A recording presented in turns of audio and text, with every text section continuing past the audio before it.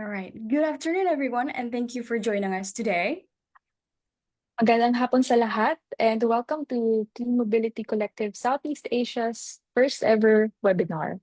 I am Celine Tabinga from the Institute for Climate and Sustainable Cities, and I'm from the Philippines. Selamat siang. I am Najma Amalia from Bicara Udara, and I'm from Indonesia.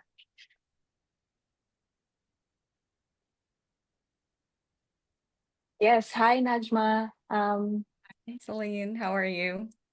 How's the weather there today? It's pretty sunny right now. How's yours? It's really rainy after the very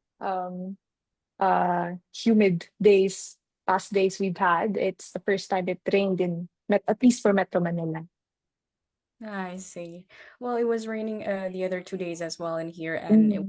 there was a big flood in my home, Bekasi. It's the suburb Oh, of Jakarta. Yeah. I see, I see. Yeah, so I guess let's start. Yeah, okay. Yeah. All right. This event is organized by Clean Mobility Collective Southeast Asia, or CMCC, a platform advocating for sustainable, inclusive, and gender-responsive mobility solutions across Southeast Asia. Today, in celebration of International Women's Day, we will discuss the everyday mobility challenges that women and girls face, the innovative solutions being implemented, and the actions we can take to make our transport system safer and more inclusive for all. Yeah, because mobility isn't just about moving from one place to another. It's about ensuring that everyone, regardless of gender, age, or ability, can travel safely, comfortably, and without fear. So through this discussion, we'll hear from women, amazing women, uh, who experience these challenges daily and are actively working to change the system. Well, we have an exciting and insightful program ahead. Let's walk you through it. So, this is the program overview. We will start by introducing CMCC and the SEAMA campaign, a movement capturing mobility stories and the unique challenges they face, and pushing for gender inclusive transport policies. Next, we'll explore how women experience mobility differently from men and the unique challenges they face when moving around the city. And then we'll also talk about making cities feel more inclusive, wherein we'll highlight inspiring work from organizations that are actively making transport more inclusive and share lessons learned in advocating for better mobility. We will also have aspirations or dream about a better mobility where we will reimagine what a truly inclusive transport system could look like and discuss actions we can take today to create long-term change. And finally, we will announce the winners from our audience engagement questions and remind you how you can participate in the SEAMA campaign. And throughout the webinar, we'll also be asking trivia questions. So if you answer correctly, you might win some exciting prizes. So please stay tuned and engage with us and participate in the discussion. Celine, do you know what might the prizes be? I'm not sure, but I've heard it's really exciting. I see. So it's a Yeah, mysterious surprise then. it's a mystery surprise. Yeah, exactly. Okay. All right. Well, guys, stay tuned for the questions or quizzes that you're going to get prizes. And then we have an amazing lineup of speakers with us today who will be sharing their experience and insights. So please join us in welcoming Jeremia Armanani from Pinay Bike Commuter Community and Jerry Armanani as an executive assistant with 17 years of experience in diplomatic missions and international organizations. As a very passionate woman and advocate for women's empowerment, breastfeeding, and bike commuting, a bike commuter for 6 years, and she founded the Pinay Bike Commuter on Facebook page and community to support Filipina cyclists, and she holds a BSc in Marketing Management from Scholastica's College and finds daily inspiration in her husband and two sons. So in her free time, she enjoys baking and tending to her plants. And for the second, we have Ajani Roshan Fikra from the Institute of for Transportation and Development Policy. And lastly, Ajani, an architecture graduate from the Bandung Institute of Technology. She's a woman that is very passionate about urban transportation, and her final university project focused on train station design, leading to her to join ITDP Indonesia in 2022, and she works on urban mobility projects in Jakarta and Medan, specializing in walking and cycling facilities in her free time, and she enjoys caring for her cats and exploring the cities. We also have Sarat Sabari Rojana Gusol, or you can call her Sarah. She's from Thailand and she is a walking and cycling institute. She's from Thailand Walking and Cycling Institute Foundations. Sarah is a dedicated professional affiliated with TWCI, an organization committed to promoting sustainable transportation in Thailand. And in her role, she collaborates with various stakeholders to enhance walking and cycling infrastructure, which aim to improve urban mobility and environmental sustainability. Sarah is very active and participates in initiating advocate for safe and accessible pedestrian and cycling environments, reflecting her commitment to foster healthier and more sustainable communities. We have a very exciting lineup of amazing women with us. So again, happy Yes. International Women's Day. Najma, Jerry, Ajani, Sarah, happy Women's Day. Thank you so much for being here with us, spending your Saturday with us. So with that, let's get started. And we invite everyone, especially our audiences, to be part of this conversation. Please share your thoughts in the comments, in the chat section, and engage with our speakers if you have any um, questions. And let's work together towards safer and more inclusive transport for women and girls. But before we formally begin our conversation, let's first introduce CMCC as a collective. And I will now turn the floor over to Hannah from the Institute of Climate and Sustainable Cities, who will introduce our organization and one of our main campaigns, SEAMA. Right. Thank you, Najma. Thank you, Celine. Hi, everyone. Happy International Women's Day. So, just before we start and actually uh, get the insights from all of our professionals here, let me first introduce who we are as a collective. So, at our core, we are a global movement united by a common vision, which is to create fossil free, healthy, and safe cities for everyone. So CMC isn't just an organization, it's a collective. We bring together activist groups, non-government organizations, and technical partners to support the communities at the forefront of the climate crisis. So by sharing strategies, by sharing successes and inspirations, we are able to empower one another to address the growing emissions and public health caused by the global transport sector. So overall, even though we all come from different backgrounds, different locations in terms of geography, we are driven by a shared and common belief that cities should have clean air, safe transport, and companies should prioritize people over profit. So together we ensure that streets are for people and not pollution. So that is a very gist of who we are as Clean Mobility Collective Southeast Asia, and that's how we came about.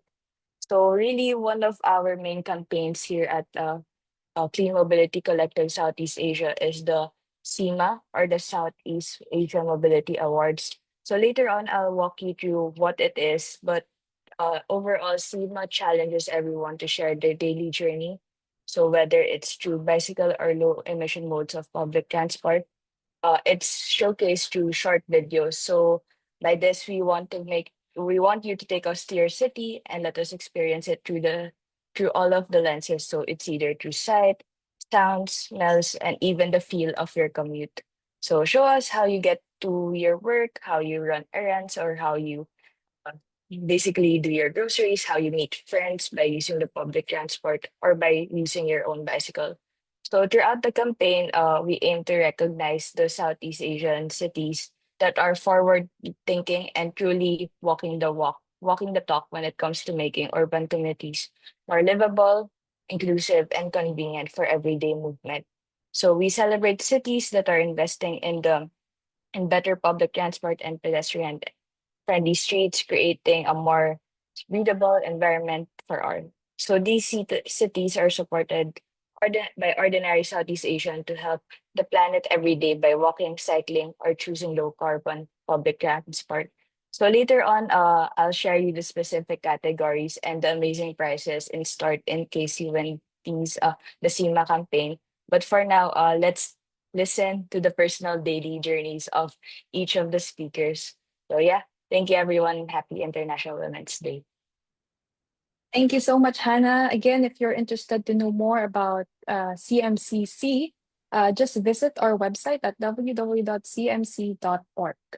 And now, before we actually get to our discussions, and we want to get everyone energized and excited. So let's start first with our first question for the day. And whoever types their answer first in our comment section in our Facebook page, gets to win some giveaways, which I think, which they've mentioned now. I think it's tumblers, notebooks. So if you're looking for new tumblers or notebooks, please just comment your answer below. Najma? Well, I hope everyone is wide awake and ready. So use the comment section on either Facebook or YouTube to send in your answers. And let's see who gets it right. We'll be announcing all the winners at the end of the event, so stay tuned. Well, Okay. Celine, go on. Yeah. So our first question is, who do you think are the biggest transport providers in the world? Let's give our audience a few minutes to think about their answers. Again, you can just comment them below. There are no options, just type in who you think are the biggest transport providers in the world. Yes. And the answer is related to today's theme. Yeah. So I guess we can wait for 10 seconds. Yes, I think so.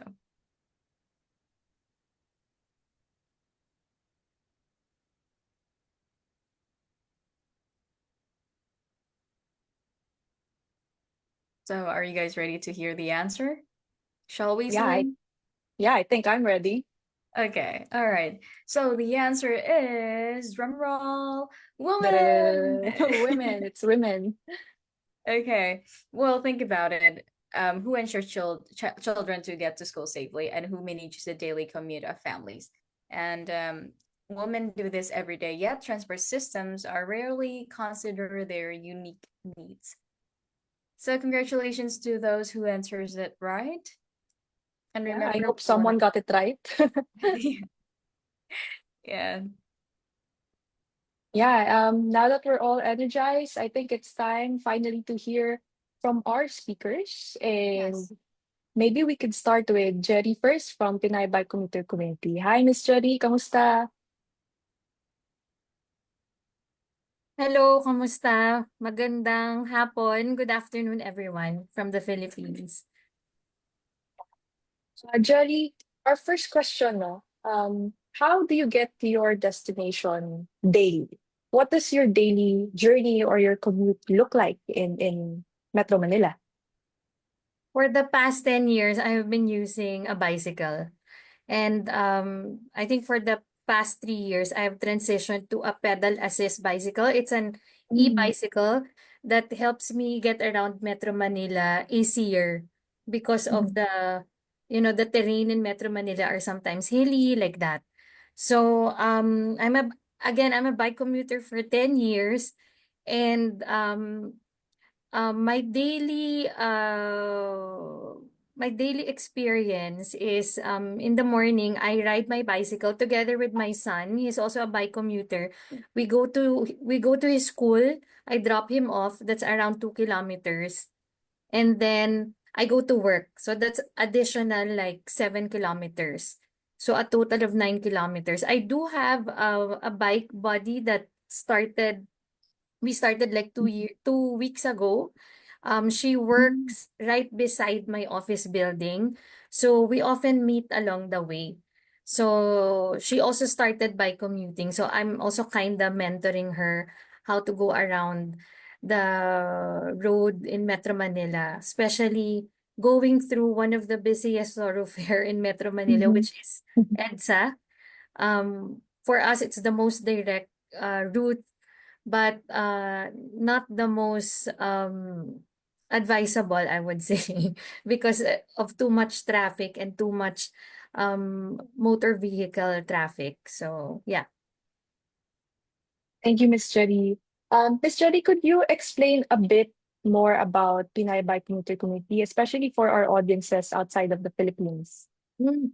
Pinay Bike Commuter Community, we founded this during the pandemic. Um, our basic um, our basic goal is to really help those women who were pushed to use Mhm. bicycles during the pandemic, because it's not easy. I mean, yes, you can know how to ride a bicycle, but it's not that easy to really ride your bike in the streets of Metro Manila. So we wanted to help these women to continue with their bike journey, encourage them, mentor them, even at least, via online. So that in a way, because public transportation was hard during the pandemic. So in a way, they will not feel alone, and they Mhm. will feel more encouraged. So that's what we do. Thank you, Miss Jerry, and thank you for the work that you're doing. I'm actually part of the community, PBCC community, and I have been, learning from all the discussions, how to ride during the rain, how to ride when you have your period. So those are very important conversations that we have to have. And yeah, Najma. Yeah, thank you, Ms. Jerry. I'm really I'm really amazed you found the PBCC during the pandemic, because pandemic, or everyone are going through a hard time for that, and then you found a community which was really great and have a lot of impacts on women and on vulnerable communities as well. So that's something really should be appreciated about. All right. Shall we get into the next questions, or do you want to ask Ajani and Sarah Slim for this question?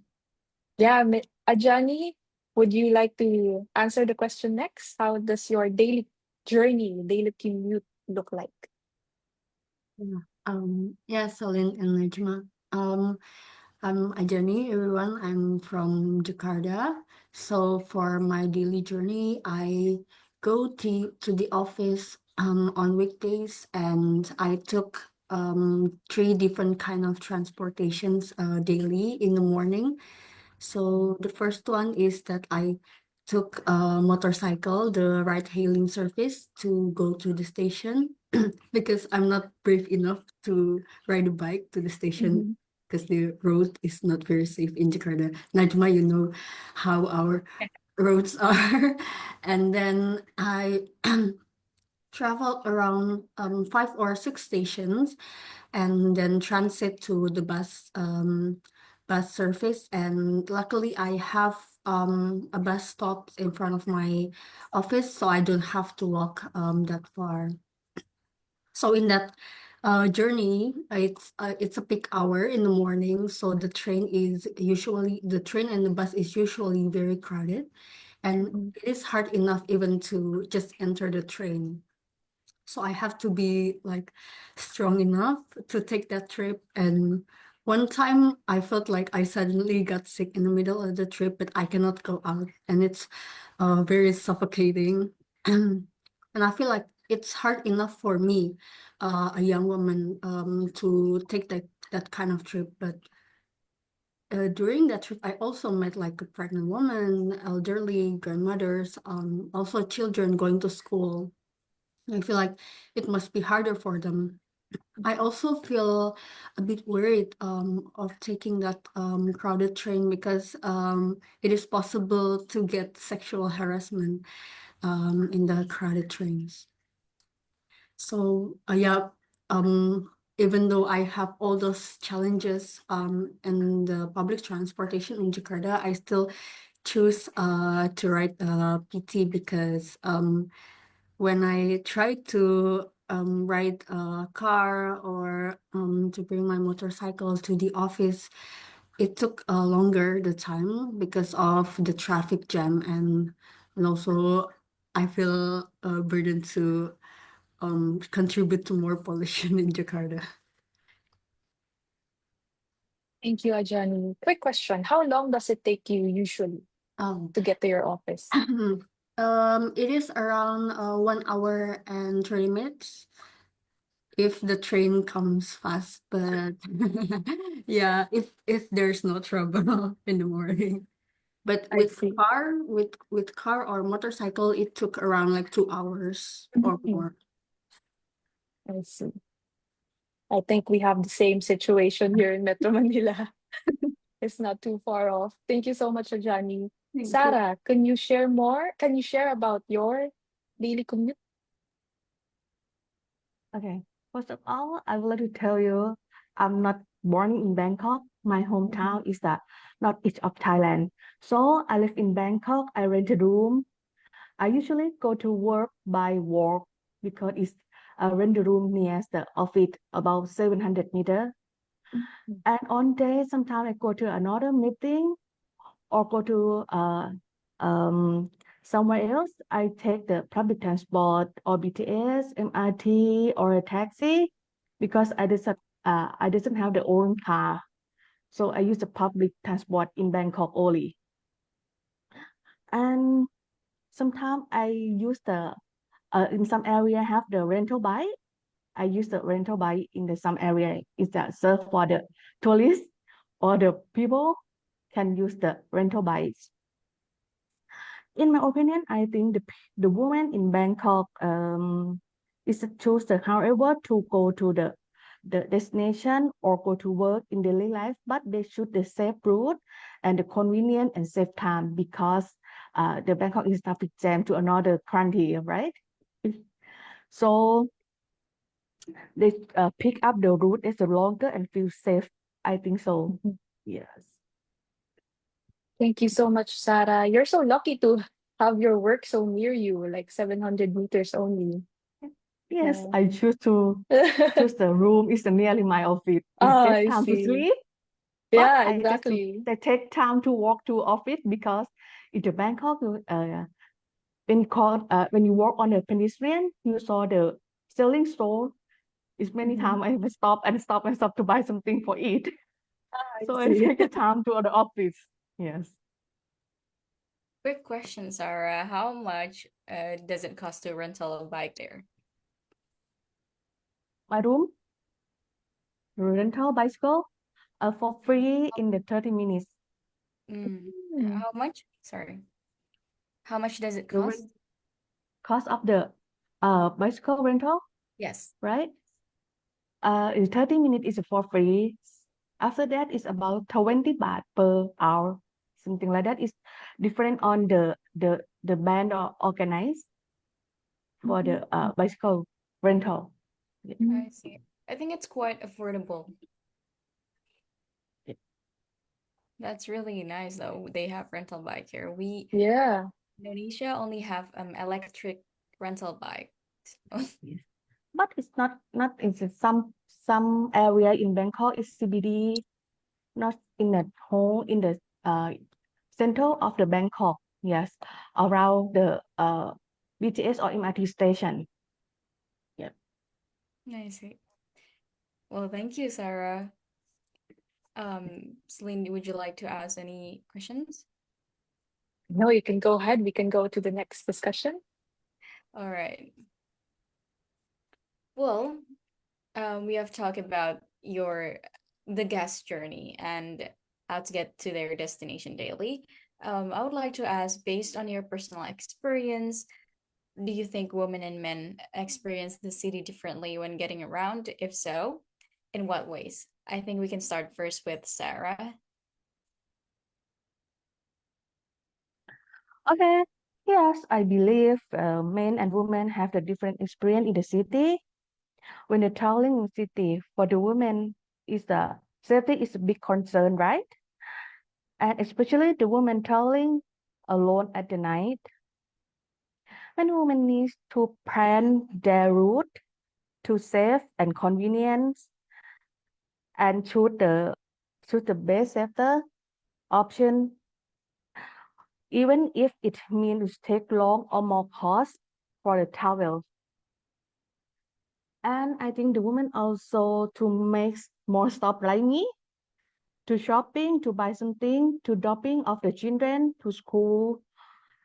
But in my opinion, I think the men usually to travel directly to their destination.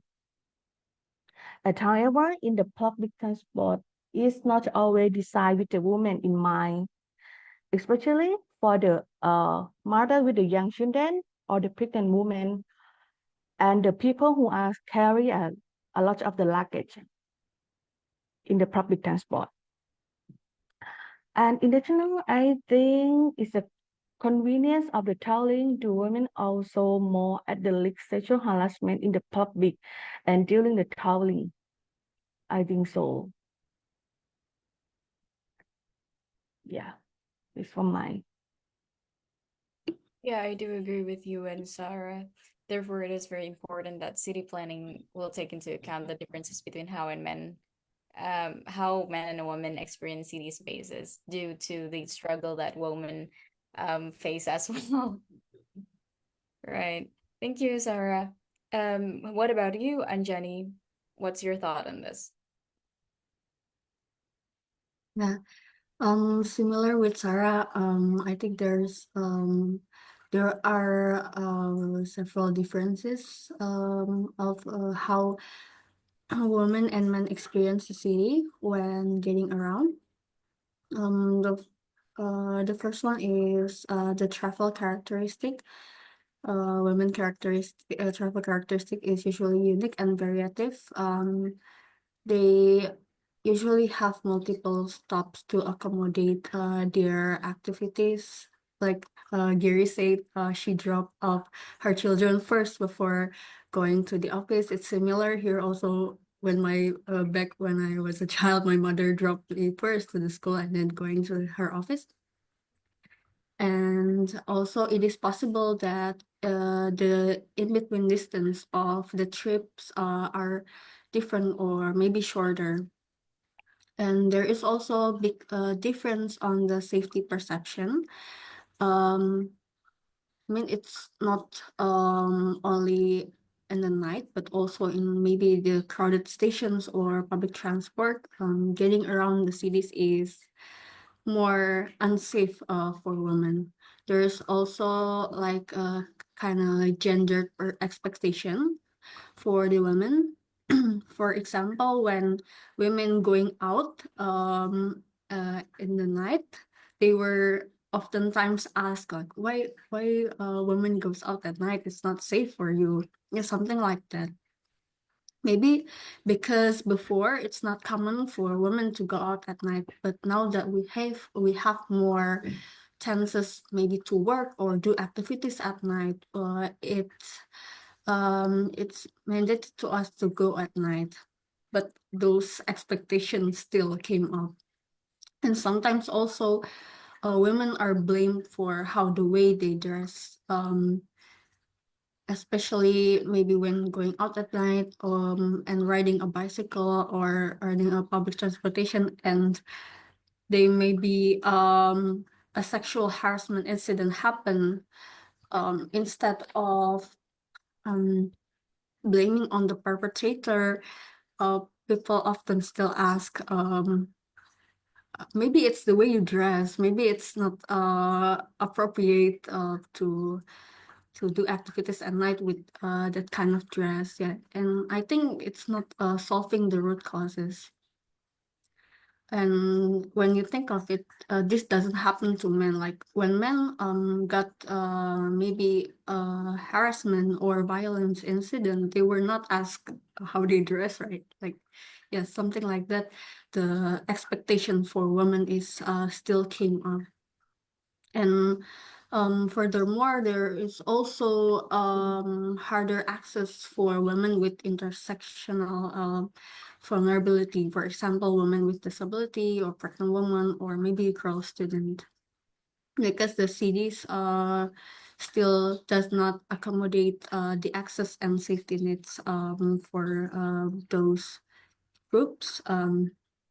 Maybe I can give an example, like when the city designed crosswalk, they decided to design a pedestrian bridge where the bridge aid is not accessible maybe for women with wheelchair, and it's also not safe because it's hard to supervise the condition in the bridge, and it has a higher possibility on sexual harassment or other incident.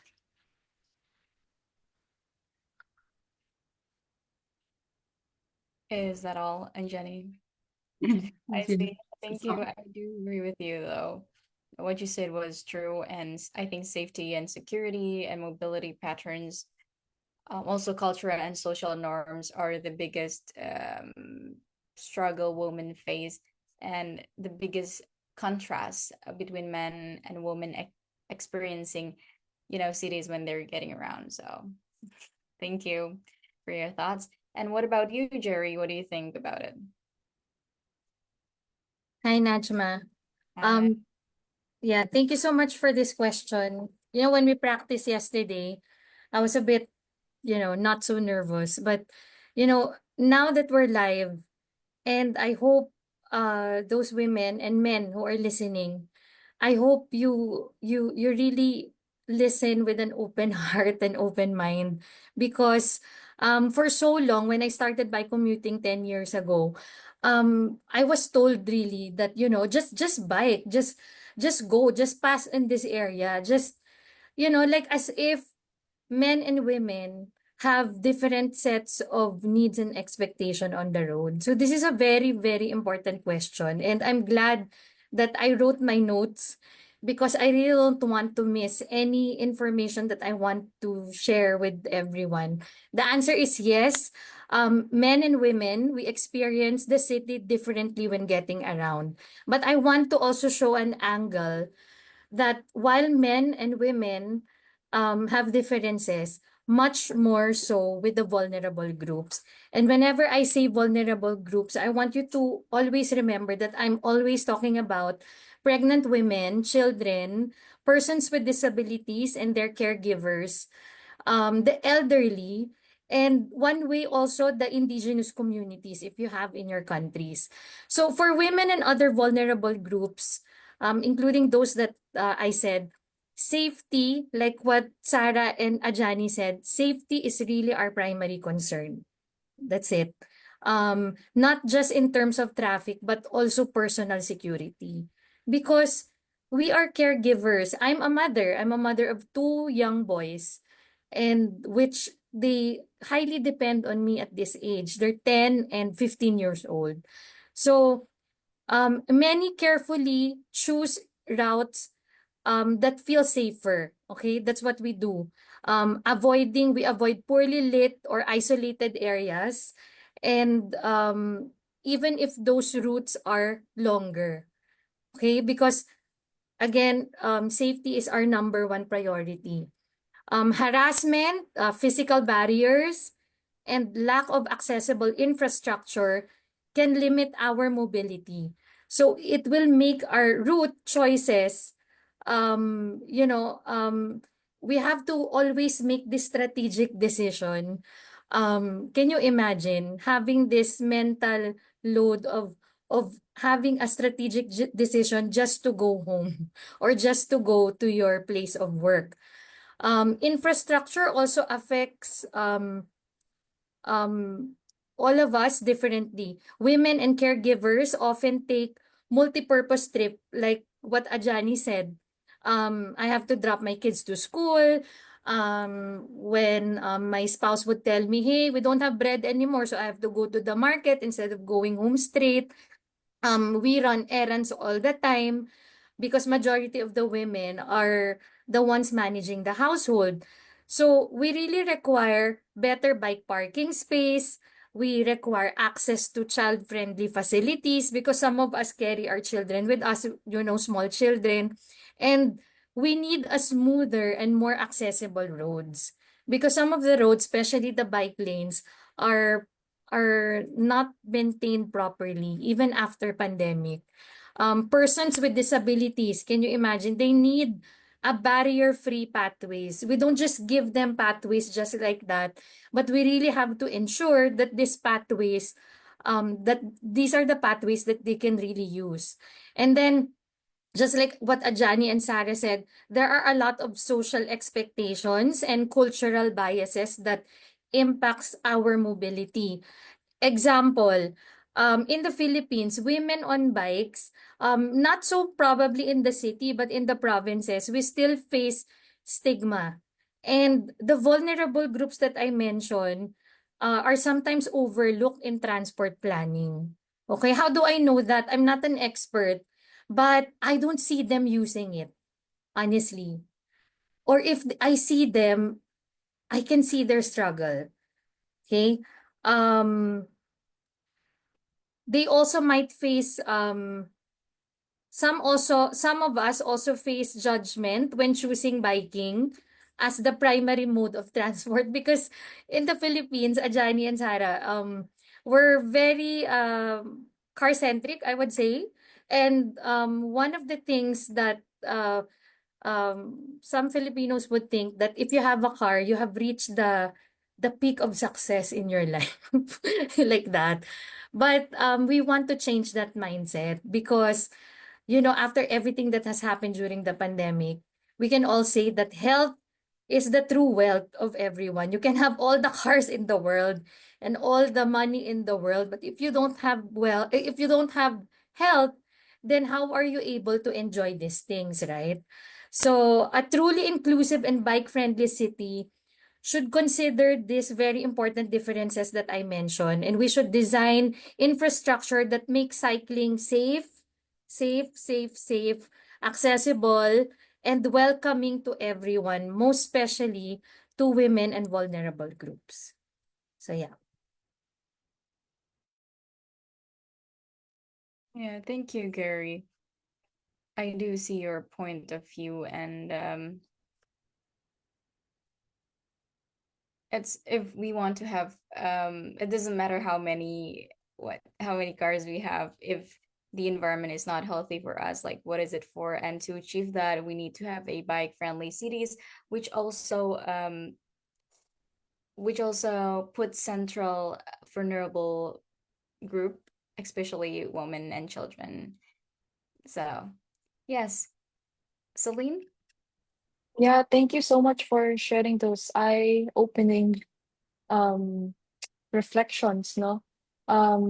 And I think it's clear that we all, even if we live in different cities, in Jakarta, in Manila, in Bangkok, we all share the same challenges in our cities. Um, and I think it's good that we acknowledge that it really is different uh, for women and men, compared. It's really different the way we move. Um, and I also want to second on the topic of there's this additional mental load or mental baggage for women, no, when we want to move around, when we plan our days. It's very intricate and it's very complicated and challenging, really. So before we move into the next discussion, I would like to call on Hannah to share more about the SEAMA campaign of Steam Mobility Collective Southeast Asia. Hannah? Thank you, Celine. Thank you, Najma. Yeah, so far we've heard some personal insights on the daily journeys of our speakers. And we also want to make sure that your voice is heard through the Southeast Asian Mobility Awards. So the Southeast Asian Mobility Awards, or SEAMA, features two award categories that celebrate mobility innovations, making Southeast Asia cities more livable and sustainable. So I'll walk you through each award category so you can find the best fit for your submission based on your personal journey and travel. So let's start first with the Bicycle Friendly City Award. So by this, document your daily journey by using a bicycle in the city. So create a short video showcasing your 2 kilometer journey, whether you're biking to work, school, or running errands. So this is really a platform to share your story through a video format. So this is your chance to highlight both the challenges and joys of navigating Southeast Asian cities capturing the real life moments that inspire change and drive progress. So even if you're outside of even if you're traveling in the Southeast Asian countries, and even if you're not technically a citizen of that particular country, as long as you're as long as you're in a Southeast Asian country, we can actually apply. So multiple submissions are allowed. So even after the bicycle friendly city, we also have here another category, which is the public transport commuter friendly city award. So through this, showcase how you navigate your city by using the public transport and active mobility. So whether you take a multimodal journey, so for example, walking, cycling, or using micro mobility options to connect with energy efficient public transport, like buses, trains, or other transport modes, this category is for you. So again, create a video capturing at least 2 kilometers of journey using both public transport and active mobility. So walking, examples of active mobility are walking, cycling, and other personal mobility devices. So again, this is your opportunity to highlight how well your city supports seamless, accessible, and sustainable commuting options for its residents. So just to give you an update, we launched this Southeast Asian Mobility Awards the last day of November. And as of today, March 8th, we received an impressive 23 submissions overall, wherein 22 submissions were from the bicycle friendly city category. So it's inspiring to see so many people documenting their cycling journeys and showcasing how bikes are really being used across Southeast Asian countries. But right now, we've received only one submission so far for the public transport commuter friendly city category. We know that a lot of us, many of us, heavily rely on buses, trains, and other public transport options every day. So really, we want you can use the SEAMA platform to encourage to share your story. So we really want to highlight how public transport combined with active mobility is shaping our cities. So if you're curious about how to submit later on, just stay tuned to the event, and I'll be sharing with you how you can submit your entries. And if you haven't submit, this is your chance to be part of the movement again. Capture your journey, share your experiences, and help us celebrate cities that are making mobility more inclusive and sustainable. So with that, let's jump back to our discussion where we'll hear from our speakers about what it truly takes to make cities more inclusive for women and girls. Thanks again, Hannah. Later on, Hannah will be sharing more about the prizes, so please Yeah. stay tuned. um, and I think it's clear that mobility is more than just getting from one place to another. It's about freedom, access, and independence. And speaking of freedom, let's test your knowledge with our next audience engagement question. So for the next question, so you have another chance to win. The next question, So, which Celine, what's famous, the next question? which famous women's rights activist called the bicycle a freedom machine for women? Yeah. So please drop your answers in the comment section on Facebook. And remember, you have a chance to win prizes. So let's see who gets the question right. So let's give our audience about 20 seconds.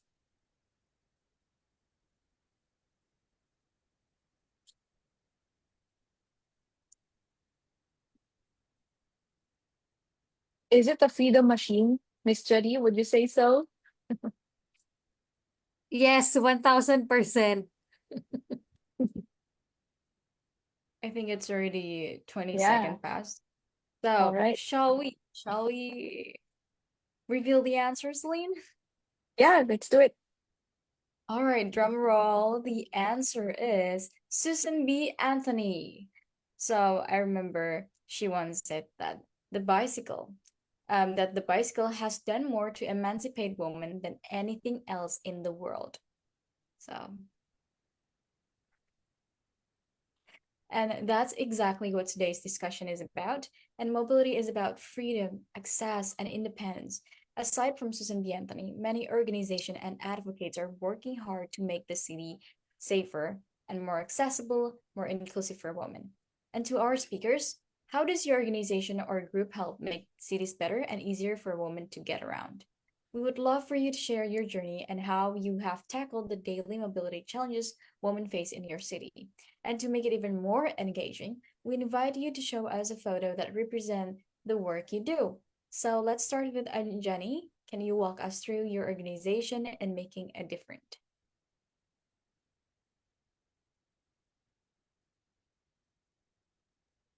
Yeah.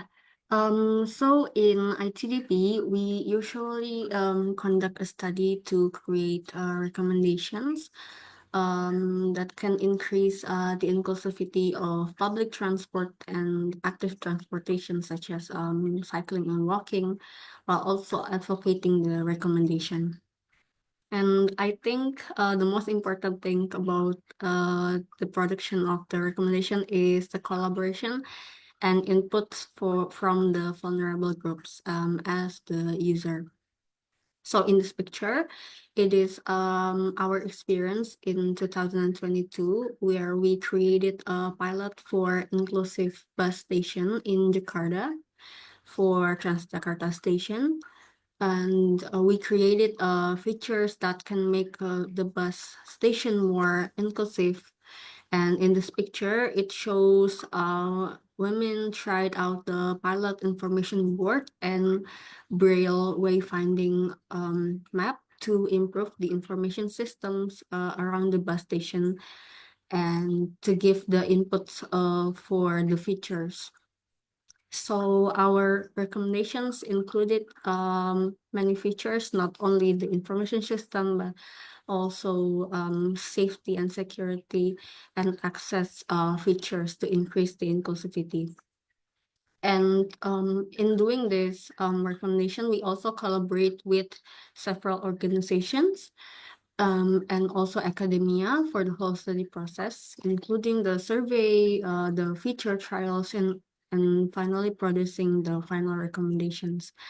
And yeah, we are also still advocating this recommendation, and Transjakarta also have adopted some of the recommendations in their minimum standardized service.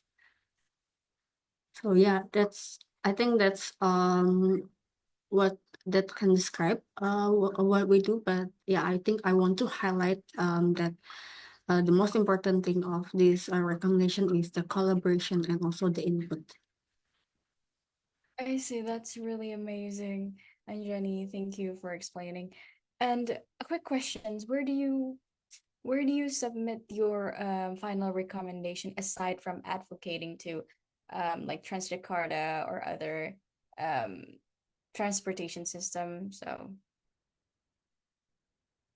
Yeah, so the recommendation is usually presented in front of the related key stakeholders, including the public transport operators and the government agencies, such as transport agency and the public work agencies. I see, that's really amazing. So it should be a collective action between stakeholders to realize your policy recommendation. Yeah, okay, that's really great. Thank you, Anjani. How about you? How about you, Sarah? Okay. Firstly, Thailand walking and cycling is not directly to work on this, but we are just a one of the organization advocate of the issue.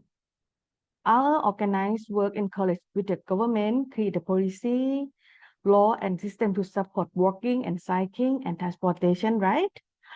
Um, and the safe option for the traveling in the daily is one of the main goal of the promote is safety to walk and cycling. And additional of our effort to work with the government to afford the integrate gender perspective into the transport planning. In Thailand have the campaign for the safe city for women. Yeah. And the private sector and public sector to support the policy aimed to the making travel safer for women. In the picture, show you the taxi for the lady taxi. When the driver is the woman, the lady bus, the bus just only the woman. In the lady zone, in the third of the row, just only the women people. And on the train is a one bogie for the lady and child. In the BTS on the MRT have the priority seat for the pregnant woman or the woman on the child. And the valuable user and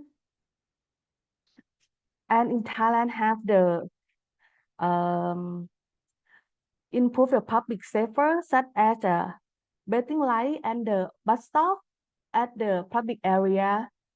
And in the Bangkok BMA more the CCTV for the safety of the people. And they use the urban design infrastructure for support the women and children, elderly people, support with the disability people. That means in the practice, footpath had the lamp and the wider on the walkway for the use the wheelchair and rest area for the people. That is in the Bangkok BMA to prepare for the convenience for the women and children. And the last one, I think now for my organized, we want to promote walking and cycling and the safe route and the more bicycle sharing in the another area in the CBD of Bangkok. And I think it's in the future have the more than the bike parking at the community more and have the more bike sharing in Bangkok. Yes. I see. Thank you, Sarah. It's really amazing how Bangkok already really, support women to have a really easy access for their mobility by having lady bus, grab car for ladies, so they feel more comfortable, they will feel more protected, and it's really good. And I hope that you can realize your aspiration with your organization to have more bike parking or to um make more women to join your campaign by cycling and walking through a safer street. So yeah, Celine, do you have any thoughts?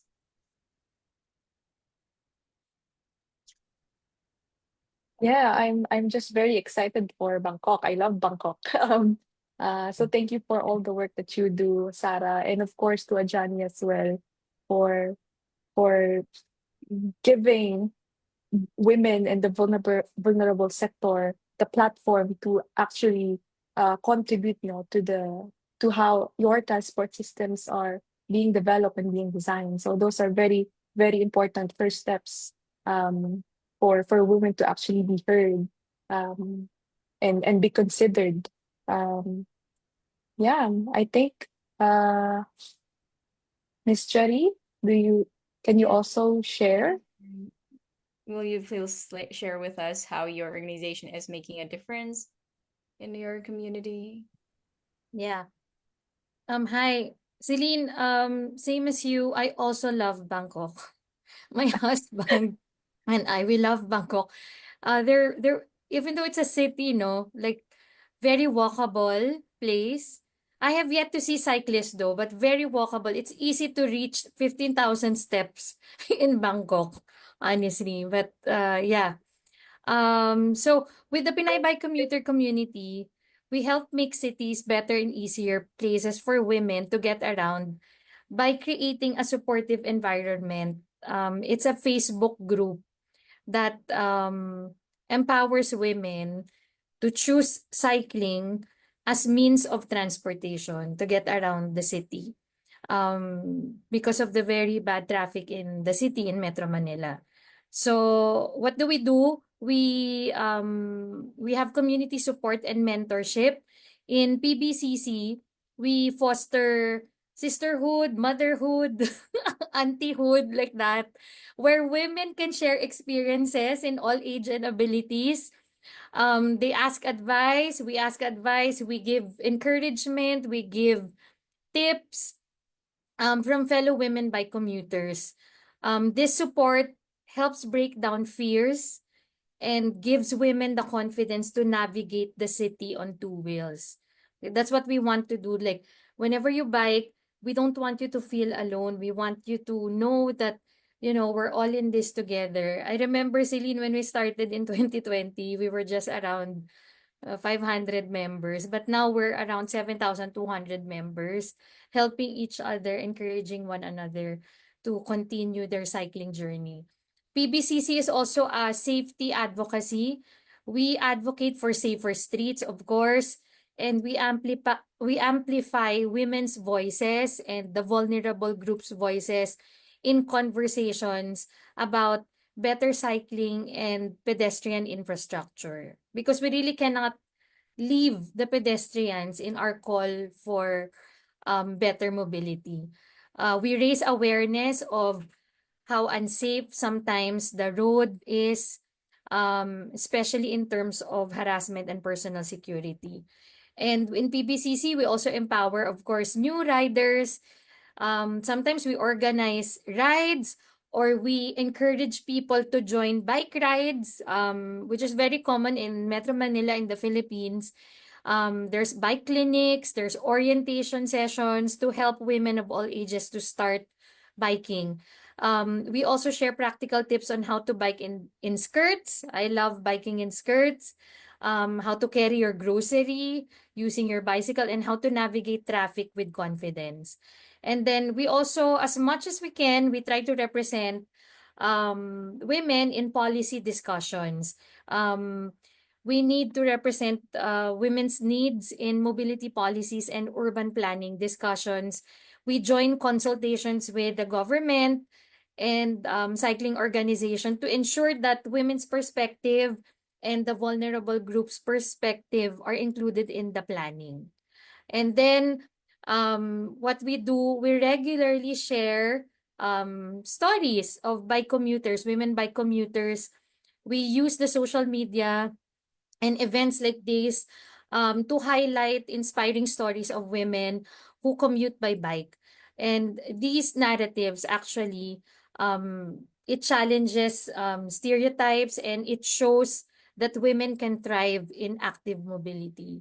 A lot of stories that we hear is that, oh, if she can do it, then I can do it too. And that's how we keep the pedal moving, I must say, by creating a space where women feel seen. That's the most important thing: seen, heard, and supported. So PBCC not only empowers individual riders, but also we push for system changes that will make our city safer, more accessible, and most importantly, compassionate for everyone. So yeah. Correct me if I'm wrong. So you have 7,200 members currently? Yes. That Yes. is amazing. That is a lot of people. Congratulations on reaching 7,200. That's really But good. Najma, it's a small number compared to the population of the Philippines. But still, 7,200 is still a good number. Yes, I Yes, would it say. is. I'm impressed, truly. Because in order to find people, especially women and men with the same vision and mission that your organization have, is not easy, right? And now Yeah. you have 7,200 in about like 5 years. Yes. Yeah. So it's good enough. It's amazing. And it's adorable that you also establish motherhood, sisterhood, auntiehood, and that stuff. Yeah. It's cute. Yeah. I think they're comfortable because you provide the sister and motherhood and auntyhood. I think, yeah. So it's great, and you create systematic change to advocate for cyclists as well. So that's really amazing. Thank you, Najma. Yeah. All right. I think it's time for you to floor your questions, Celine. Yeah, on the next discussion, let's dive deeper more about the mobility challenges that you've come across. What are throughout your advocacy, throughout the work that you've done, what are powerful lessons, insights, and eye-opening moments that have shaped your perspective as someone who is continuously, working on making our states more safer, more inclusive, more accessible for everyone. Um, yeah, so to our speakers, what are the key lessons or realizations you have encountered that you believe are essential in making transport and urban mobility in general more inclusive for women and girls? So please feel free to share a very specific experience no, in your country, in your city, that really made an impact as to how you approach this issue.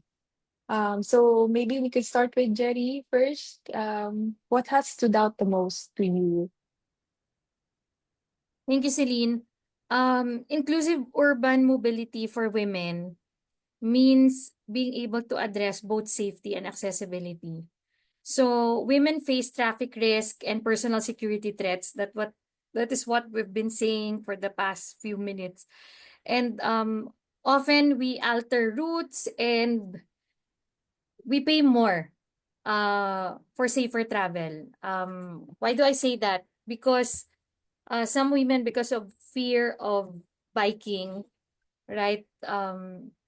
They would resort to using um, grab rides, which will make them pay more just to be safe. But in exchange of that would be time loss because you have Mhm. to be stuck in traffic for 1 to 2 hours. So cities must consider trip chaining as women juggle multiple errands, as we have said, not just home to work commutes. So, what are the key lessons? Um, fear shapes mobility. If a woman, a woman can easily see if the infrastructure is safe or not. So, poor lighting and harassment force women to into more costlier and inconvenient travel choices. I'm sure you're familiar with that. And then transport is designed for men's direct commute. Okay? We need a safe and connected routes for multitasking women. And then, of course, representation matters. More women in transport planning will lead to gender sensitive solutions. When we invest more on women, um, there are already studies that if we invest more on women, they will invest it back. Whatever benefits they will get, they will invest it back to their families and to the community. So it's a win-win situation. And then we really need community support that normalizes biking and walking because seeing other women bike, seeing other women being able to, you know, walk freely, it really fosters confidence and change. So it's more than infrastructure, So to build truly inclusive cities, we need gender responsive policies. We need better infrastructure and a stronger women-led, vulnerable groups-led mobility movements. So that's what we need. Thank you, Miss Jenny. I just a question. Um, what do you think no, in the Philippines or in your city in Mandaluyong, right? Uh, Hati. Makati, sorry, Makati. In Makati, what are like best practices that you think have helped you in your daily commute or just very simple, small things that actually make a big difference in your journey when you Mm. cycle? Before, I used to hate passing through Buendia, Hilpuyat because of like the traffic jam there since 10 years ago, and also the Ayala Mhm. Avenue. But now, Ajani and Sarah, Najma, if you can visit the Philippines, those roads that I've mentioned, the Ayala Avenue and and the Buendia Avenue, they have protected bike lanes there. And whenever I enter those streets, I would always sing in my mind.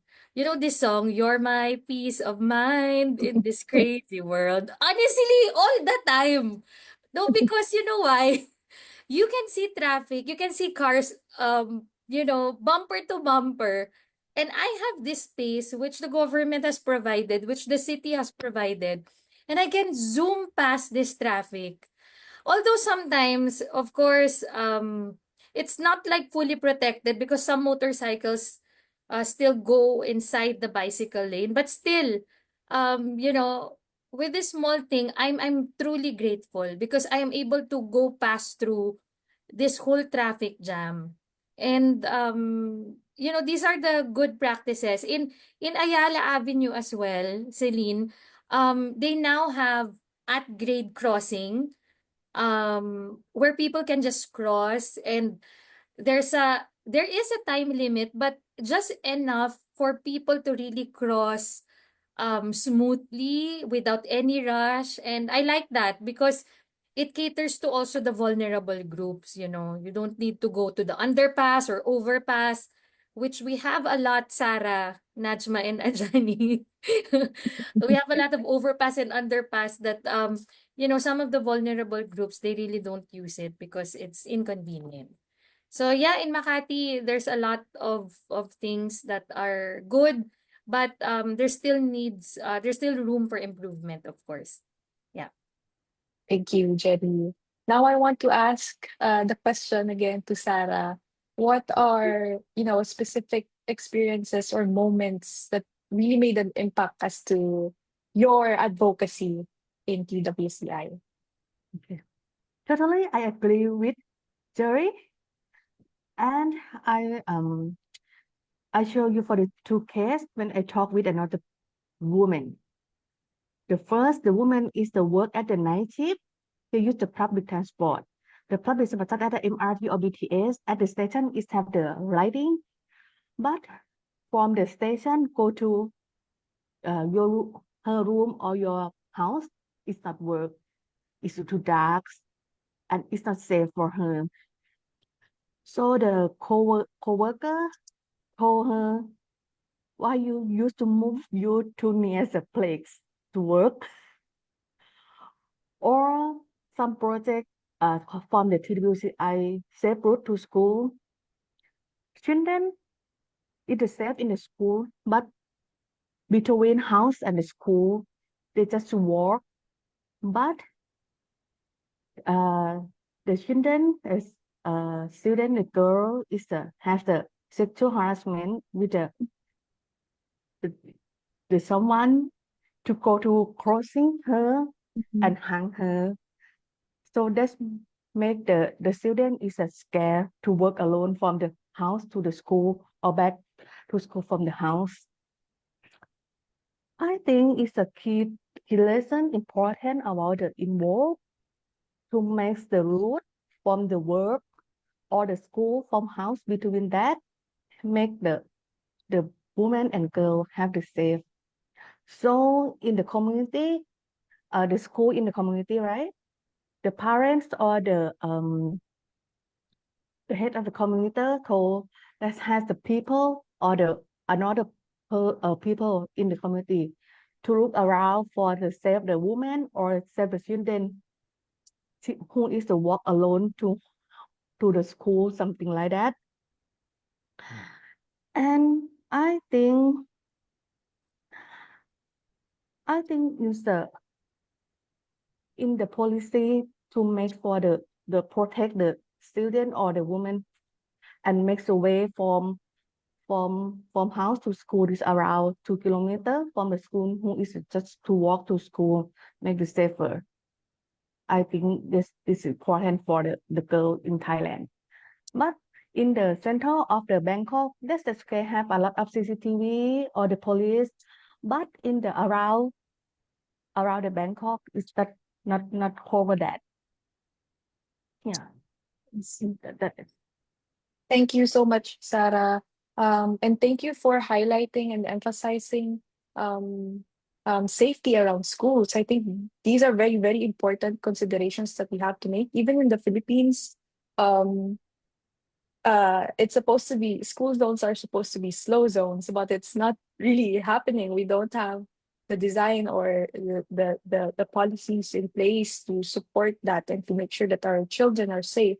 So thank you for emphasizing on that point, that we really have to look into how our schools, the roads connecting to our schools are designed, because we are jeopardizing the safety of our future, in a sense, especially for girls. Thank you so much, Sarah, on that point. Now, I want to ask Ajani, can you share about your uh, experience or moment? um, Yeah. Yes, Celine. I think the key of the improvement for inclusive mobility is understanding and encouraging the need of that, because sometimes I feel like when I talk to a lot of involved stakeholders, including the government or maybe like the vulnerable groups, from the government side or the public side, the awareness of this need is still low. And I also feel like we need to encourage gender perspective planning. And like Jerry said, like representation matters.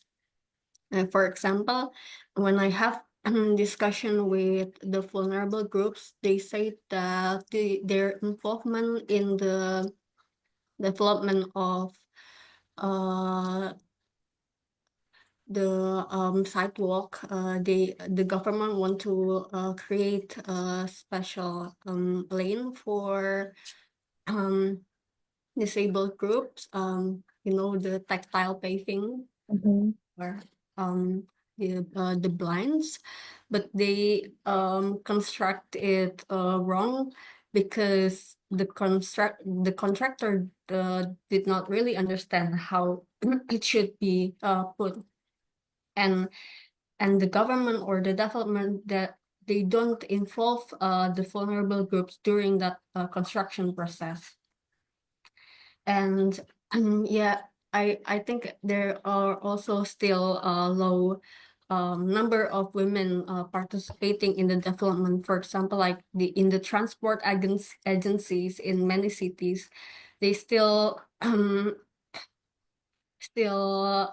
majority of the staff is men.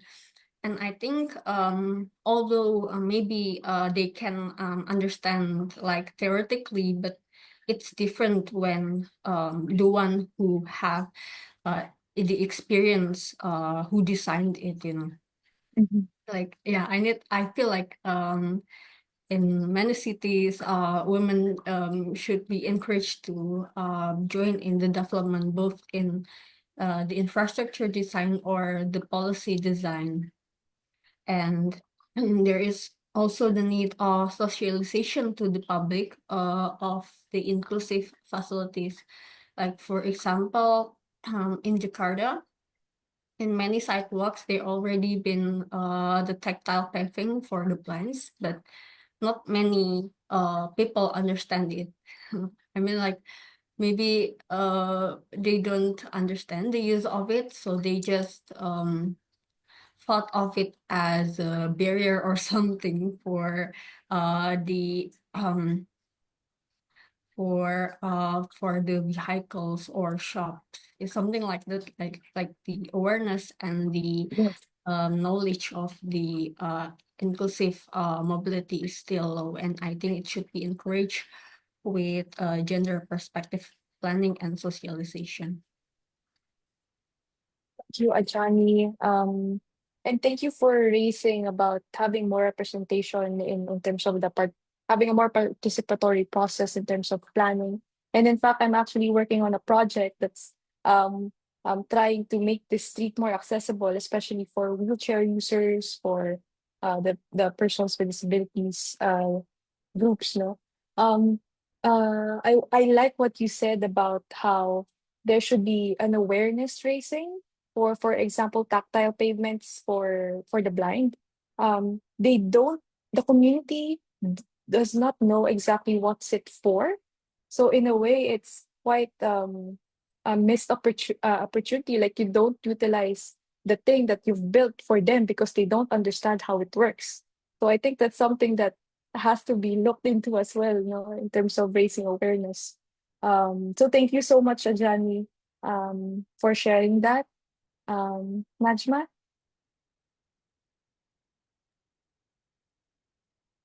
Yes, thank you so much for sharing that.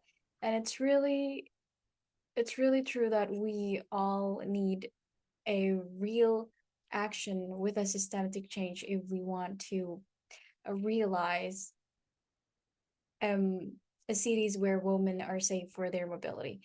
Now, we're gonna move on to the other questions. And what does it take to make cities' transport system truly inclusive and more equal for women and girls? Well, we have talked about the challenges and lesson learned. Now let's discuss the concrete steps and solution that can drive lasting change. So to our speakers, what do you think are the key elements needed to build a gender inclusive transport system? Now, I'd like to start with Sarah.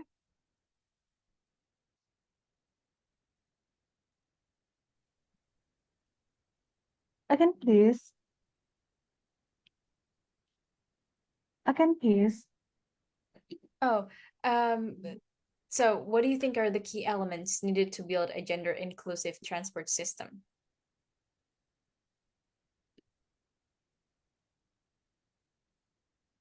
Can you hear me?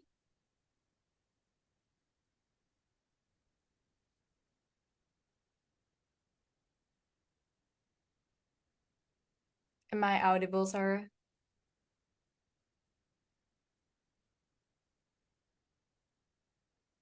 Hello?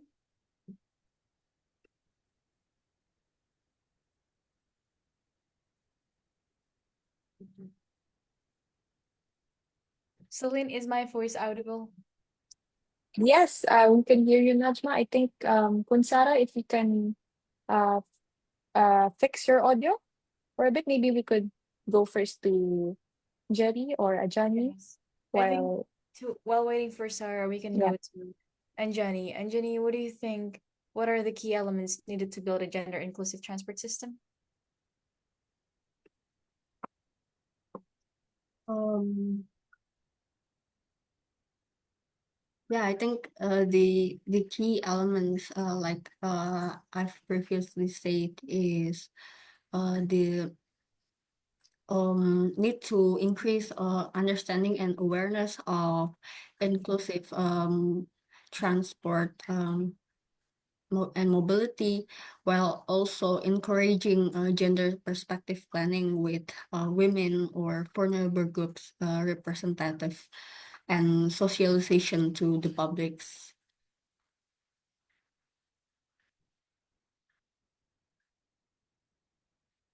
Is that all? Would you like to add anything else?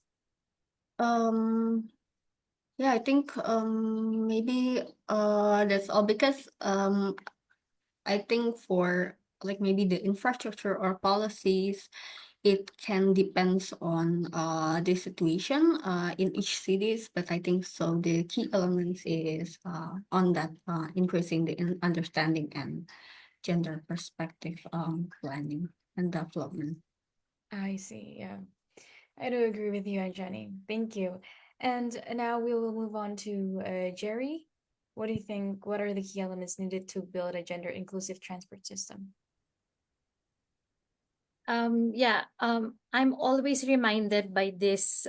Celine knows this. This is my favorite quote by Mahatma Gandhi.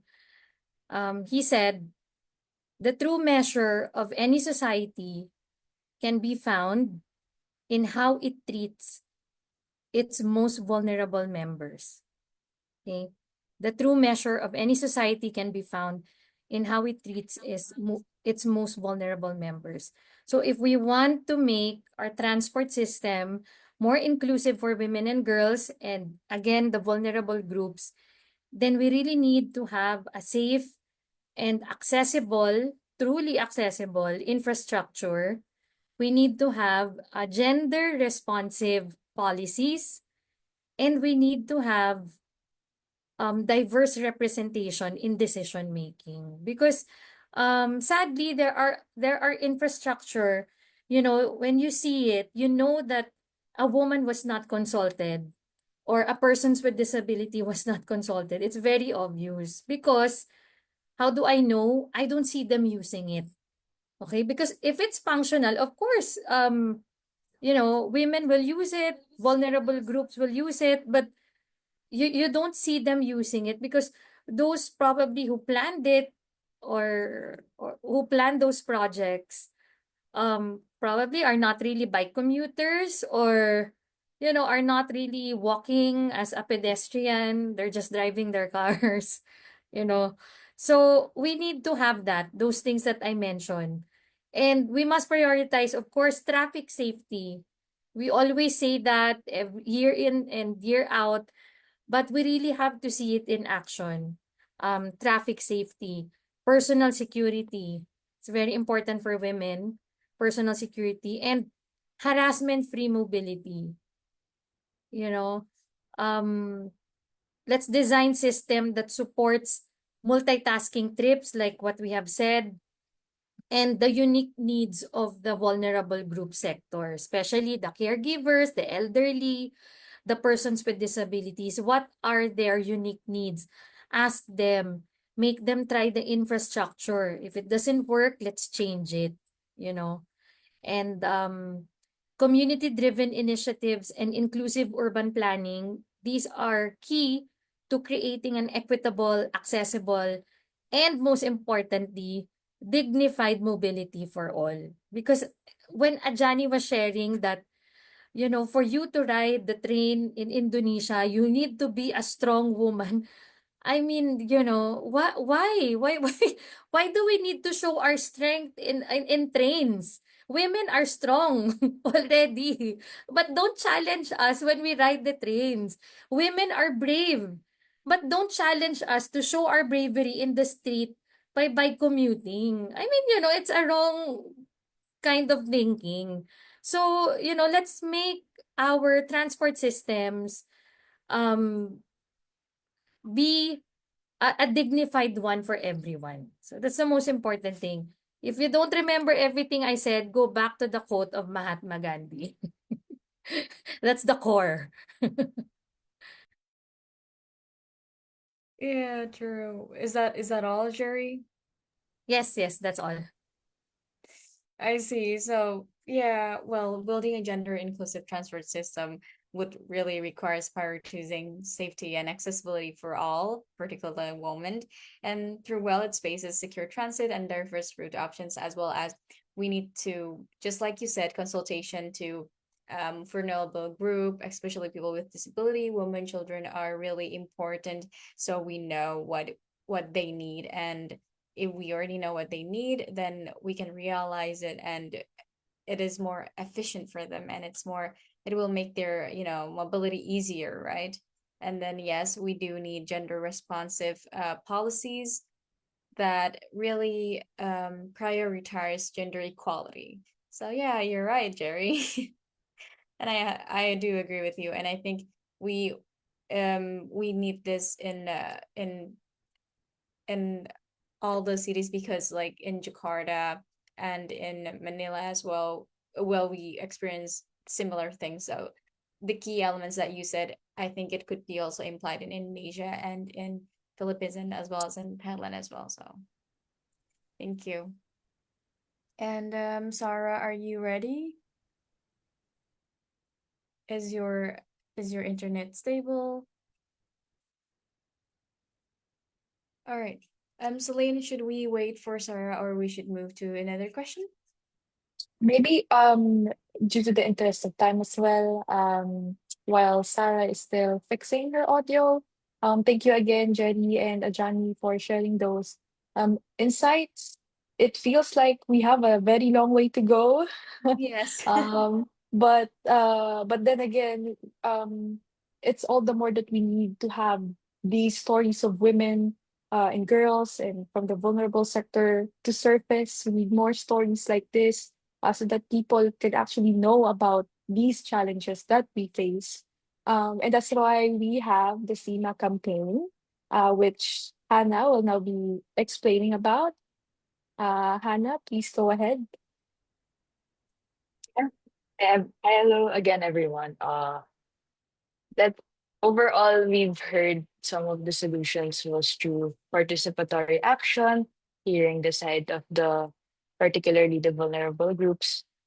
Overall, we want to use the Southeast Asian Mobility Awards as a platform to hear their voice, to hear their journey and their story when it comes to their daily commute. So I'll just walk you through a step-by-step guide on how to submit your SEMA entry using the submission form. Overall, it's a very easy process, easy blog type style, wherein you go to first the sema.cmc.org and click the submit button. So it's just there once you enter the microsite.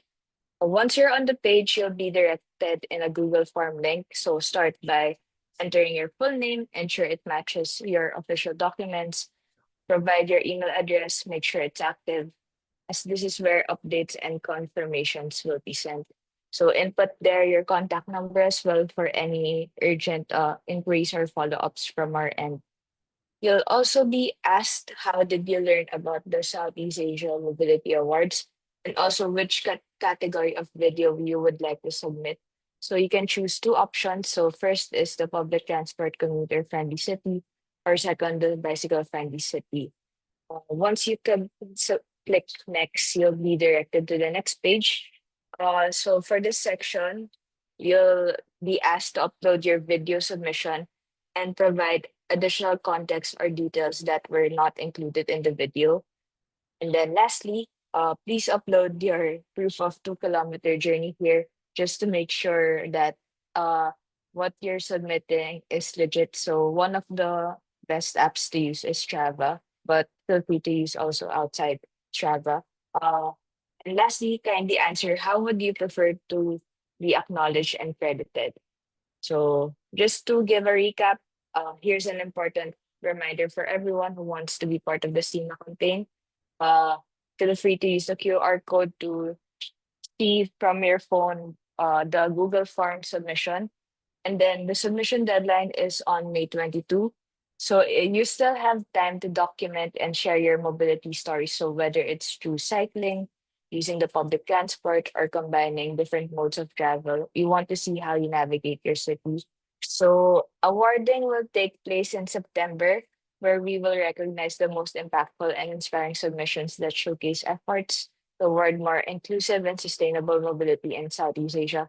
So again, this is a straightforward submission. Simply scan the QR code on the screen, or even after the event, just visit uh, bit.ly/SEMA submission. So don't miss this chance to share your story. And then later on, I'll be sharing with you some of the prizes in when once we've awarded in September. So yeah, thank you everyone. I'll now turn over the floor to Sabine and Najm again. Thank you, Hannah, for explaining how to submit and join the SEMA campaign. And, well, what an incredible discussion so far. We have explored the challenges, solution, and the work being done to make cities safer and more inclusive for women and girls. But let's take a moment to imagine a better future for mobility. If we could design our cities to truly serve everyone, what would that look like? Well, Celine, what do you think?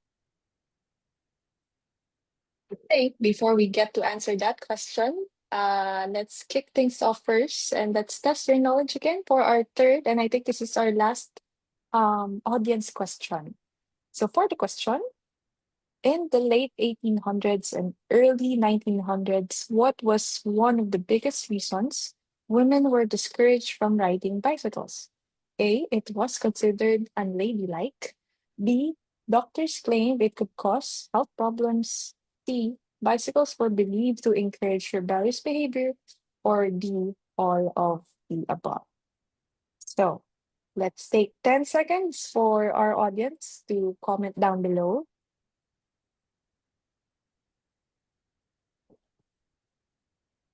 I feel like it's more than that, though. Yeah, There's been a lot of um, reasons why they don't want women to ride bicycles. exactly. I don't think it's only one either, Celine. So I think 10 seconds has passed. Mhm. Yeah, so the correct answer is all of the above. They did all of the above, obviously.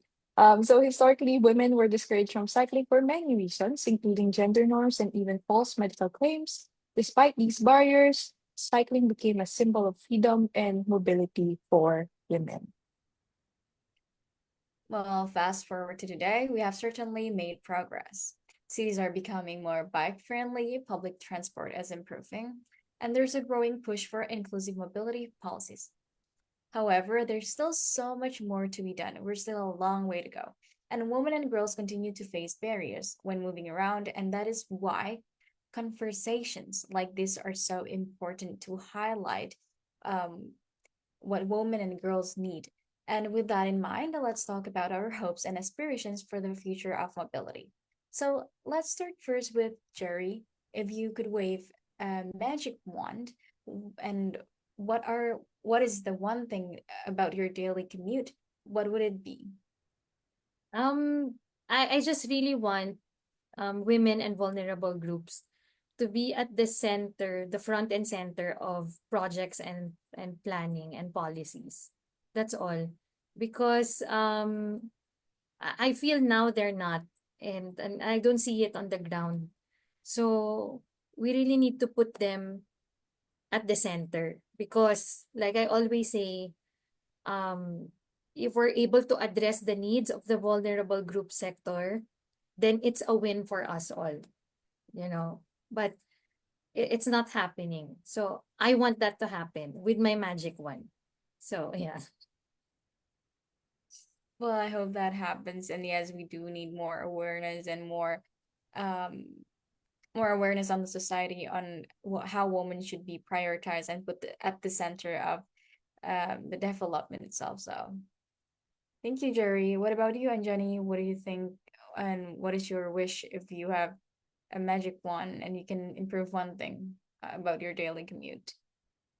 Yeah, if I have a magic wand, I wish I can me and all other women can all have safe and comfortable public transportation where I don't have to fight hard to take the daily trip. Like Jerry said, I don't have to show my strength in the train. Like I could save my strength for other activities.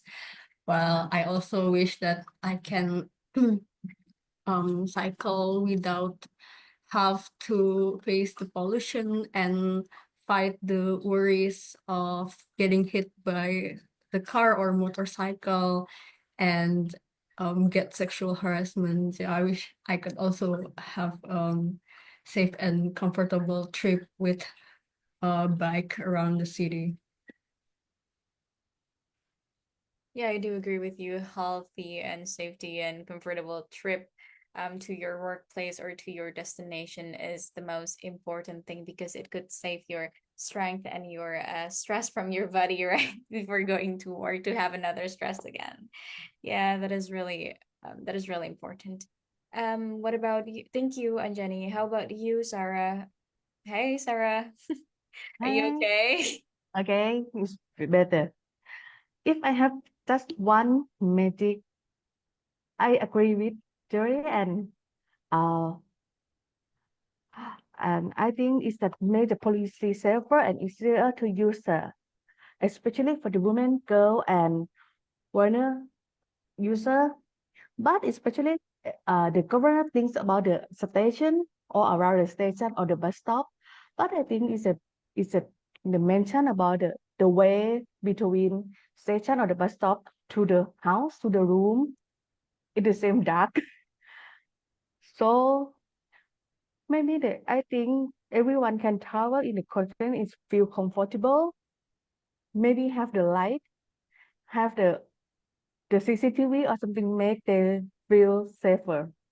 I think this is better for me. If we travel in the day, in the night, it's more be safe. Yes, I think so. That's my opinion. Yeah, that's true. I mean, yeah, you wish to make the environment much more safe for us to go out at any time we want, even if it's in the middle of the night, right? Yes, Yeah. improve infrastructure between station to house. If you ever been to Bangkok in the city in the soil, it's a small soil, it's dark at the night. Mhm. But in around station, it's have the light Ah, more than in the soil. Yes, so there should I be think more lighting in the soil than no, yes. in the big streets. Yeah, I do. Yeah, yeah, Because that makes it really scary. I wouldn't want to walk through the soil if it's like dark, because it's yeah. scary. It's a very dark. Yeah. All right. Thank you, Sarah. Selena, what about you? Do you have something to say?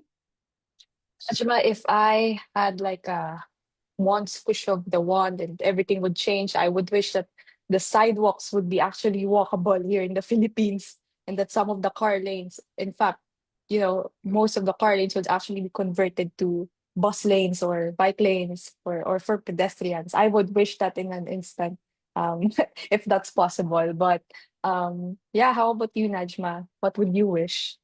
I wish the same thing as well because sometimes motorcycle just like to walk through the pedestrians, even like bicycle lane and pedestrian even. So there's no safe place for Exactly. pedestrians, yeah, because they like to cross path, the motorcycle likes to cross path. And there's no fine for that. Sometimes they didn't get any fine, so people keep on doing that again and again and again. And it's frustrating. It's and I don't feel safe whenever I'm walking, yeah, so Exactly. Yeah. Thank you everyone for sharing your visions for better mobility. Again, change doesn't happen overnight, but every step we take, big or small, brings us closer to more inclusive and accessible cities. So now let's shift our focus to action.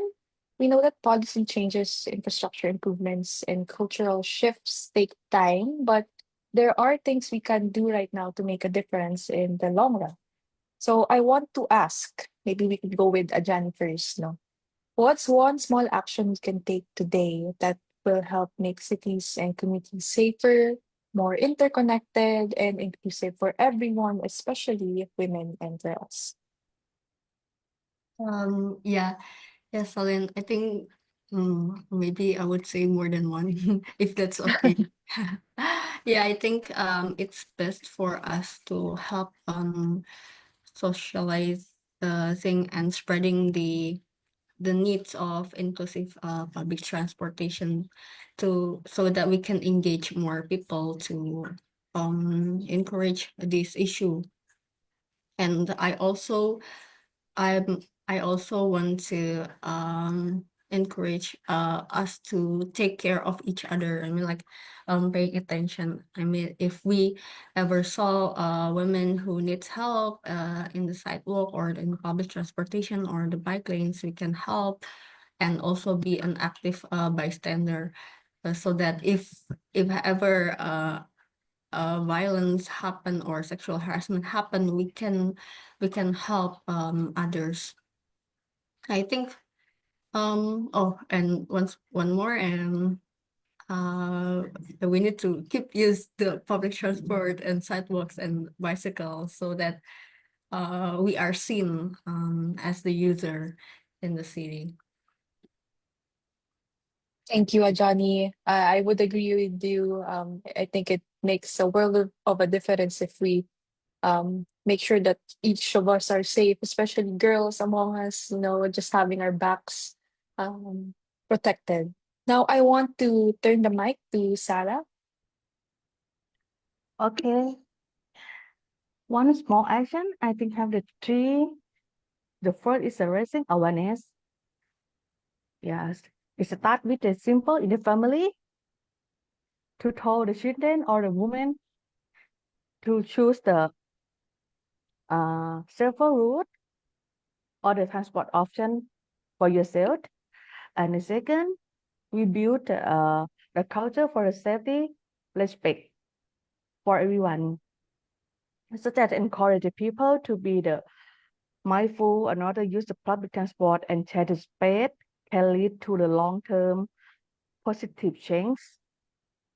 And the last one, I think, enforcing a consequence for the offender, support the uh, to make the policy to ease the make the harassment or something like that had the more uh uh uh oh, yeah, thanks. I see. Thank you so much, Sarah. I like your last point about, I think it's not, it's good that we, make sure that women are safe. We put in the steps, to to make sure that they are protected and they feel comfortable walking. But it's also very important that we have those we penalize bad behavior, especially when it comes to harassments. It's a very common thing that we have all experienced. I think it's thank you for pointing that out. Um, Now I want to ask Jerry, what one small action can we take today? Mm. Um, we continue to use our voice. Social media is very popular, Facebook, Instagram. So we continue to use our voice whenever we're asked to advocate and speak. Then use those platforms to really push forward the advocacy for women and girls and the vulnerable groups. But we also need to walk the talk, right? Um, we need to be serious about it. And people should see your sincerity about it. Um, you don't need to have a platform for you to be able to influence everyone. I like what um, Sarah mentioned that start with your family, start with your friends, right? I have two sons, and it's very important for me because when they become like if ever they marry someone and the person would decide to bike commute, they will not be like, no, you cannot, right? Women should not bike like that. But because they see their mother biking, so it changes their perspective. And it's a big thing. These are two boys that you have already changed their mindset. But I've also influenced my nephews, the male people around me to have that change of perspective whenever I share something in my social media accounts. Whenever there's a chance during gathering, I talk about my passion, and then I make them understand the perspective of a woman by commuter. And all the time they would tell me like, yeah, I didn't see it in that angle. So I think people just need to understand and know. So this is very important that we continue to talk about these things. Um, and we also need to continue to talk about the discomforts that women face. We need to share the discomforts with all of you because for so many years we have been experiencing all of this, and we need everyone, also our male allies, to help us advocating for safer and more protected bicycle lanes and pedestrian walkways. So yeah. Thank you so much, Ms. Jerry. I agree with you. Um, we have actually a lot of influence. No, we can do so much. We can influence people if only we keep we are open to having these discussions. We share these kinds of discussions. Yeah, Um, I always say, Celine, learn to unlearn. You know, True. like what I said this at the start, have an open heart and an open mind, you know. Hear us out and let us explain our side, you know, so that you would understand. Yeah. Thank you, Miss Cherry. Gusto ko yan. Learn to unlearn is very, sounds simple, but it's very, very hard for some people. But yeah. Um, Najma, I think we are up to our last question for our speakers for today. Well, yes, it's true. Well, we have talked about challenges, solutions, and the small actions we can take today to build more inclusive cities.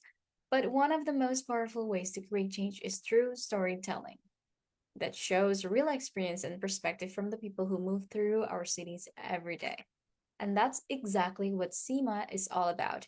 And this campaign challenges everyone to document and share their daily journeys, whether by public transport, bicycle, or a mix of both, and to highlight what mobility really looks like in Southeast Asia. So let's ask first, Gary, what kind of stories or submissions do you hope to see from SEAMA? And what moments or experiences do you think should be captured to truly reflect on urban mobility for women and girls? So, Yeah. Seema, I would like you to capture diverse stories of women of all ages and abilities.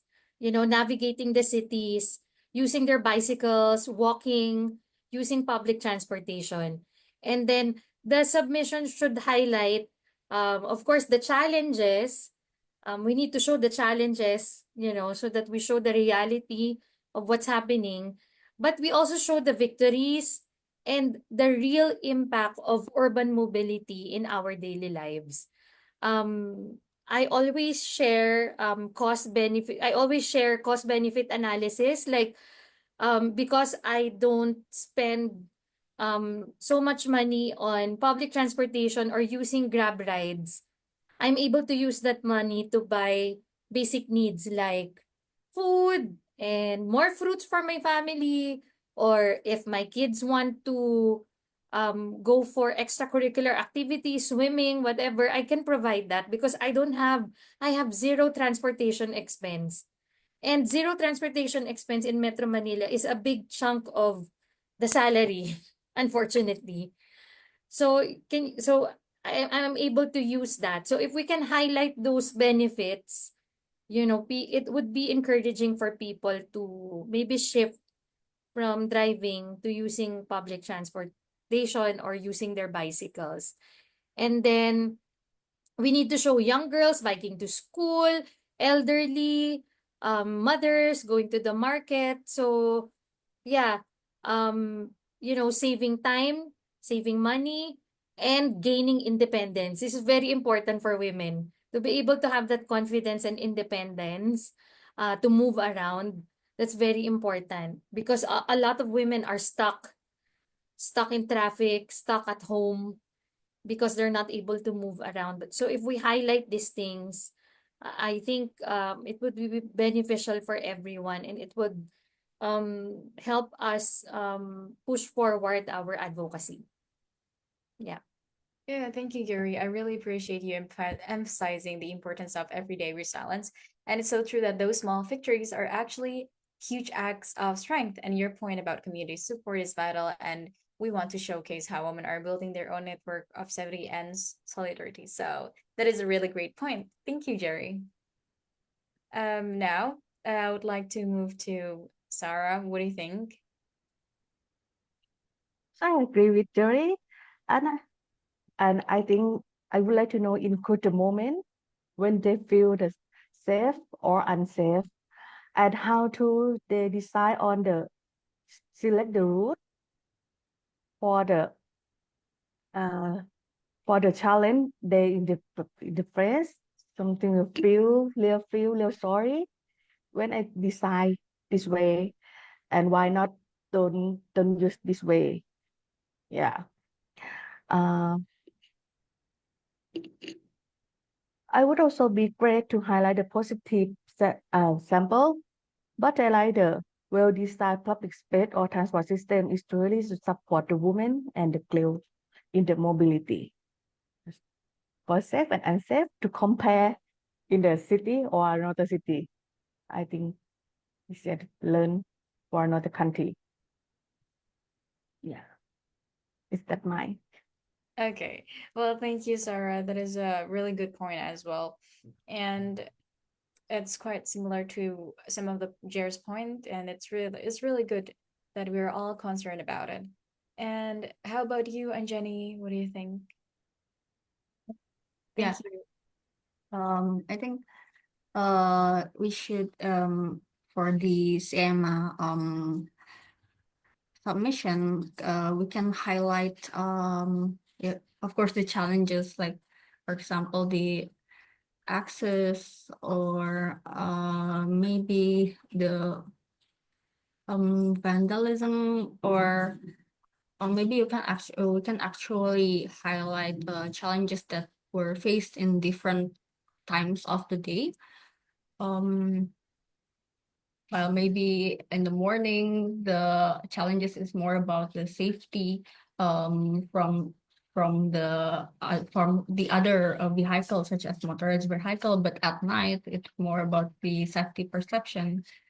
And I also want the submission to encourage the maybe different background challenges. I mean, like the challenges were not faced by the submit by you alone, but also by other women, other vulnerable groups. Maybe you can show, like in the frame or the video, you can show other women in the background who also have the same challenges or the similar experience, so that we all know this issue is urgent, and everyone is having these challenges, so it should be advocated and be solved in the future. Yeah, you're right. Well, thank you for highlighting the importance of the inclusion. And of course, we want to ensure that all voices are heard. And your focus on solutions and empowerment is incredibly inspiring. We absolutely want to showcase the innovative work being done to improve women's mobility. And your point about those are really spot on. So we're excited how policies and everything else can be leveraged to create safer and more accessible urban spaces. So thank you, and Jenny. Celine, do you have things to say? I think we're all very excited Yeah, to receive true. more submissions. Yeah. Yeah. Yeah. Yeah. Um, so this has been an incredible session with our very incredible set of speakers today. We've had full of inspiring discussions, insightful conversations, and I think we have a shared commitment to making mobility more inclusive for women and girls. And as we wrap up, I'd like to turn it over to Hannah first to share a few more final words and to officially conclude today's event. Yeah, thank you, everyone. We want to greatly appreciate everyone who participated in today's event. So earlier we had our audience engagement questions based on who answered the questions first in the comment section in our live webinar. We have two winners. So we have here Erica Maximo and Jay David. So Erica and Jay will be reaching out to you directly via your Facebook account. So please stay tuned for our message so to coordinate your prize. Uh, Again, if there are any questions, feel free to also use our social media pages. We have Instagram, YouTube, X at CMC underscore C, Facebook/CMC. And then our website is at cmc.org. And if you want to shoot us an email, it's hello@cmc.org. So Again, congratulations to Erica and Jay. You'll be receiving, each of you will be receiving a tumbler, notebook, tote bag, and stickers as a token of appreciation and for answering the question first. So if you didn't win this time, don't worry. There's still another chance. There's still another chance for you to win exciting rewards by submitting your entry to Southeast Mobility Asia. So share your daily journey, whether by bicycle or public transport, and help us advocate for inclusive and sustainable mobility. So beyond sharing your story and advocating for inclusive cities, participating in SEAMA also gives you a chance to win exciting prizes. So for the bicycle friendly city, we have here the first place will receive $2,000 USD cash prize. Second place is $1,500 cash prize, and the third place is 1,000 USD cash prize. We'll also have a viewer's choice award. So whoever has the most likes in that particular submission will receive $500 worth of cash prize. The viewer's choice award will be up in our website once the all of the submissions have been closed. So that's the prize for the bicycle friendly city. Similarly, we also have the top three submissions for public transport commuter friendly city. So the again similarly, the first place will receive $2,000 cash prize. Second place, $1,500 cash prize, and third place, 1,000 USD cash prize. So if you haven't submitted your entry yet, now's the perfect time. You have 2 months left to submit as much as possible. There are no quotas or like maximum number of submissions. So even if you've already submitted, you can submit again from another city or from another travel or from another mode of transport that you are doing. So yeah, hopefully this inspired you to take your daily journey and share it with us, and hopefully you get rewarded by it. So just a few reminders before we wrap up. Again, visit cmc.org to learn more about the submission process. This isn't our last conversation that we'll be having. Uh, Later on, we'll be hosting more webinars about mobility and sustainability. So be sure to follow our social media handles to stay updated on our future events and discussions. Also, if you have any questions, you can directly personally message our social media pages and we will directly answer them. So yeah, thank you very much. Uh, Before I wrap up, there's a question from our audience. Can we submit videos even if it is not the city where we live in?